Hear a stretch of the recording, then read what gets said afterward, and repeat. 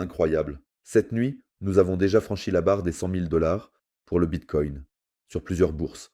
Ces dernières semaines, nous ne faisons que monter en flèche dans une seule direction. C'est vraiment fou ce qui se passe ici.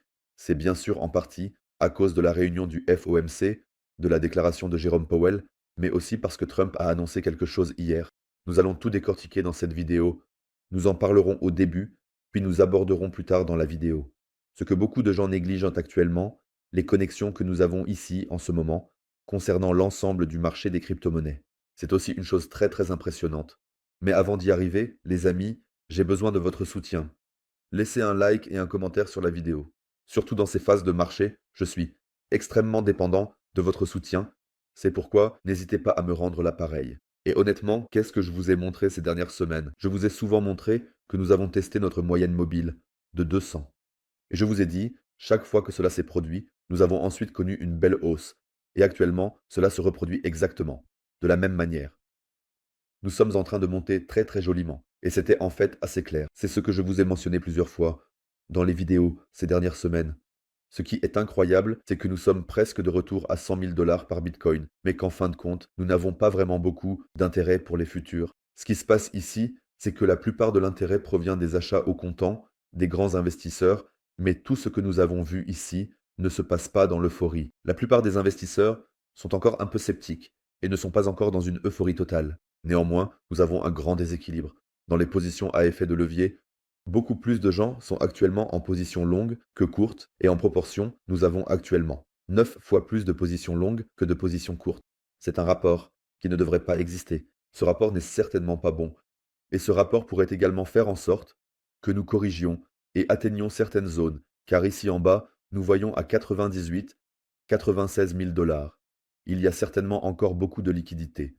Peut-être que nous allons encore y revenir, et ensuite continuer à monter.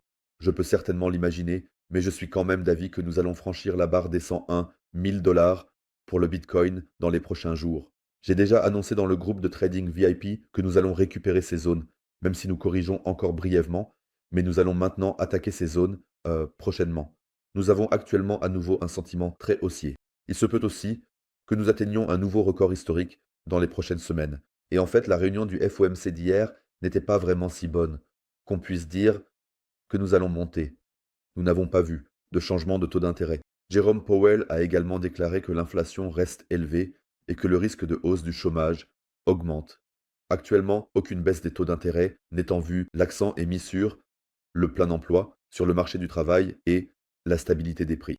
Jérôme Powell a également déclaré que si les tarifs ne sont pas réduits, nous verrons très probablement une inflation croissante. Moins de croissance et mais un chômage plus élevé. Tout cela pousserait l'économie fortement vers le bas. En résumé, on peut simplement dire que nous n'avons pas encore les données économiques nécessaires pour réduire les tarifs. Les prochaines baisses de taux d'intérêt seraient bien sûr intéressantes, mais il est également important que l'inflation tombe en dessous de 2% et que ces tarifs soient réellement retirés. Cela signifie qu'en réalité, l'annonce d'hier soir n'était pas si belle que ça. Jérôme Powell aurait certainement pu dire des choses meilleures que cela. Cependant, il reste fidèle à sa ligne, ce qui n'est pas si mal non plus. Ce qui a probablement causé notre forte hausse hier, c'est le fait que Trump a annoncé qu'il allait déclarer un très grand accord commercial aujourd'hui à 10 heures du matin, heure américaine. Oui, cela devrait être une très grande nouvelle. Il l'a vraiment beaucoup médiatisé. Cependant, on dit que ce sera probablement l'accord commercial avec l'Angleterre. Oui, et au final, ce n'est pas si impressionnant, je le dis honnêtement. Je pense que les gens s'attendaient plutôt à un accord avec la Chine ou l'Inde, ou quelque chose comme ça. De plus, Trump a également annoncé hier que notre économie se porte bien, mais qu'elle va connaître une croissance dans un avenir proche. Vous ne l'avez pas encore vu. Donc l'économie va exploser. Je suis curieux de voir ça. C'est encore un de ces trucs, typiques de Trump. Ici, il raconte beaucoup de choses, pousse les marchés et, oui, liquide simplement certaines zones, et il travaille certainement aussi avec les teneurs de marché dans ce sens. Cela reste en tout cas passionnant. Il a en tout cas fait de belles annonces hier. Voyons ce qui en découlera réellement. Après vous avoir montré ces derniers jours que la domination du Bitcoin sans les stablecoins est en fait déjà de retour à un niveau record et presque au même niveau que lors du dernier cycle, nous devons aujourd'hui discuter de ce qui se passe réellement avec les stablecoins. Parce que la domination des stablecoins par rapport au Bitcoin est presque à un tout nouveau record historique. Et ici, cela devient bien sûr intéressant si nous chutons ici, mais nous sommes aussi ici dans une zone de faible risque.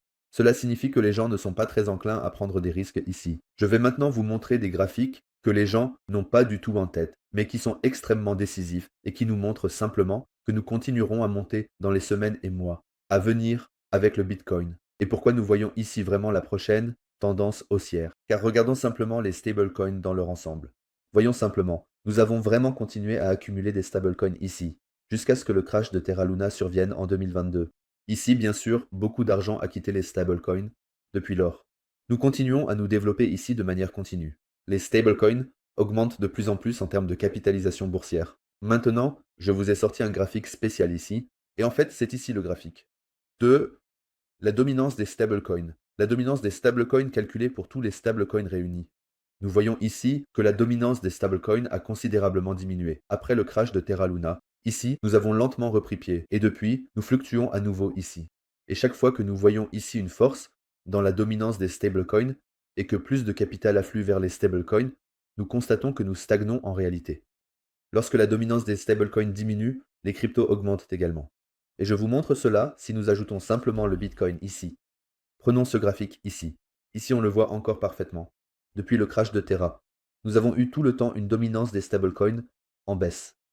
En conséquence, nous avons pu voir ici le Bitcoin performer tout le temps. Ce n'est que lorsque nous avons de nouveau vu de la force chez les stablecoins, que nous avons également stagné ici avec le Bitcoin, et même plutôt corrigé. Depuis que nous sommes de nouveau tombés ici, en termes de dominance des stablecoins, nous avons pu réaliser la prochaine grande tendance haussière.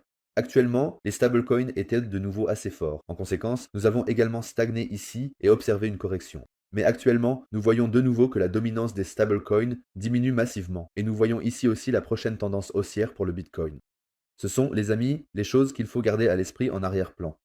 Chaque fois que la dominance des stablecoins diminue, l'argent est réaffecté au Bitcoin, ce qui profite à nos cryptos. Et nous avons maintenant déjà plus de 240 milliards de dollars, uniquement dans les stablecoins. Donc, les stablecoins n'ont jamais été aussi importants qu'actuellement. Nous avons ici simplement beaucoup de capital en attente, prêt à être investi. Mais cet argent n'est pas encore investi. L'argent ne sera investi que lorsque nous aurons clarifié certaines choses, comme par exemple ici, que nous voyons la dominance du Bitcoin baisser et que nous retombons dans cette zone où les gens sont plus enclins à prendre des risques. Que pensez-vous? Combien de capital sortira des stablecoins pour revenir dans le Bitcoin et d'autres altcoins? Cela signifie que ces derniers mois, du capital supplémentaire a constamment afflué sur les marchés. Nous le voyons également ces dernières semaines avec les ETF Bitcoin. Ces derniers jours, semaines, énormément d'argent a de nouveau afflué ici. Je crois qu'en l'espace d'un mois, presque 15 à 20 milliards de dollars ont de nouveau afflué ici. Tout comme un Michael Saylor obtient des prêts de plus en plus importants et continue d'investir dans le marché des crypto-monnaies.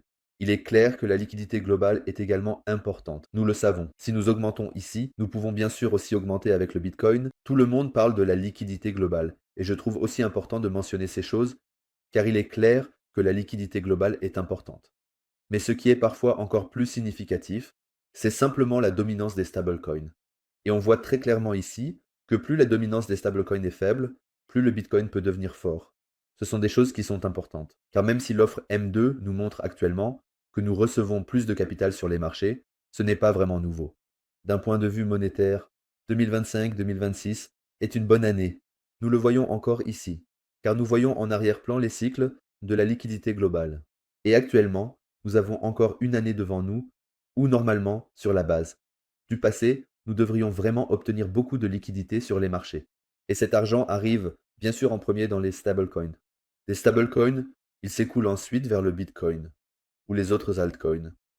Et à ce stade, merci d'avoir regardé les amis. Vous savez ce qu'il faut faire et à la prochaine les amis. Au revoir.